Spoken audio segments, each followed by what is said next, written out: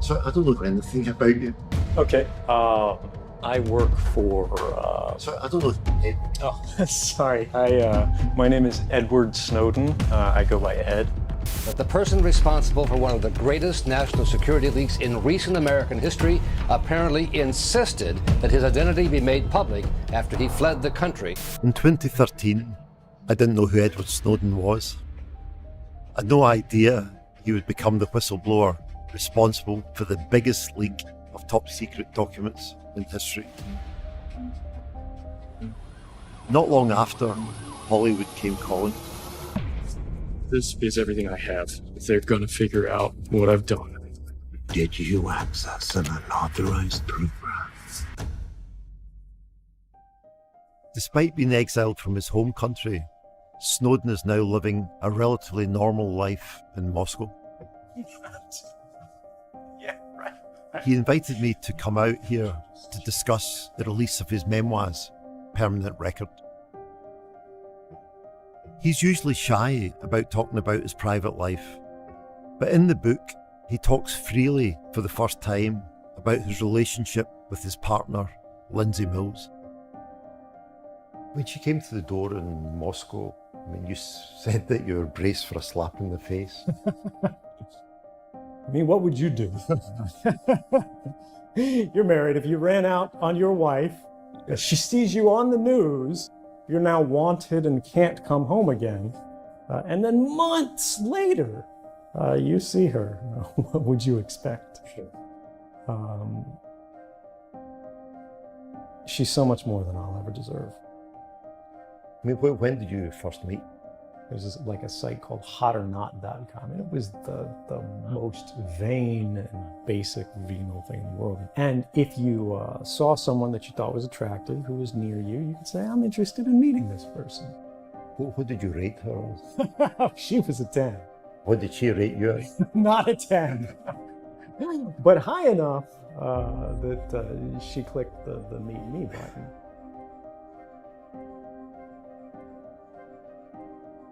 The way she was treated in the media, how do you feel about that? Lindsay's always been a much more complex figure than I think the media was ready to grapple with. They saw that she had been a pole dancing instructor and, things, there were videos on YouTube of her doing performances, and they're like, oh, she must be a stripper, because they reduce women to these sexualized objects. This sort of supporting role. They didn't look at her complexity. They didn't look at the fact that she's a photographer. They didn't look at the fact that she's a poet. They didn't look at the fact that she's a political being whose politics, in fact, shaped my own. You're right about, when you go out in Moscow, you change your appearance a bit by, not wearing glasses or shaving or wearing a scarf or a hat.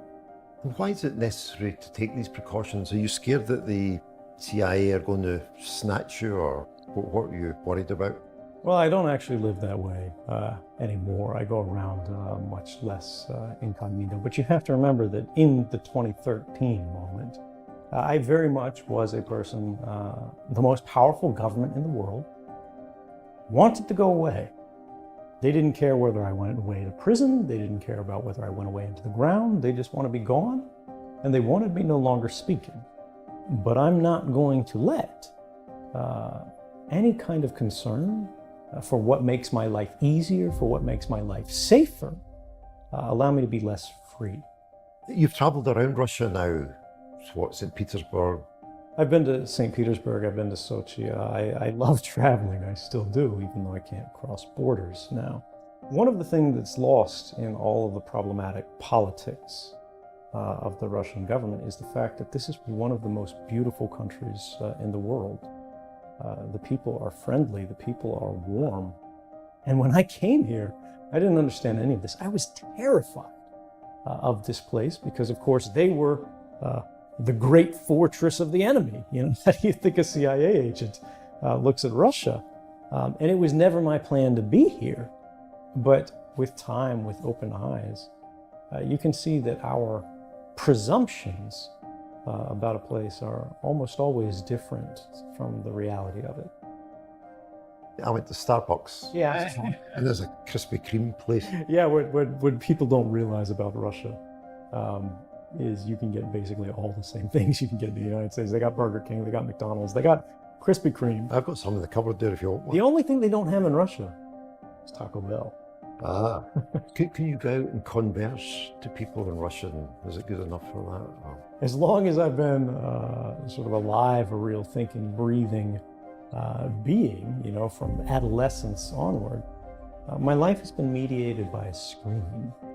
And so when you ask about my daily life, yeah, I go out, I go to restaurants, friends come to visit, I have great conversations. But I'm an indoor cat, and that's by choice. I mean, how big a danger is Donald Trump?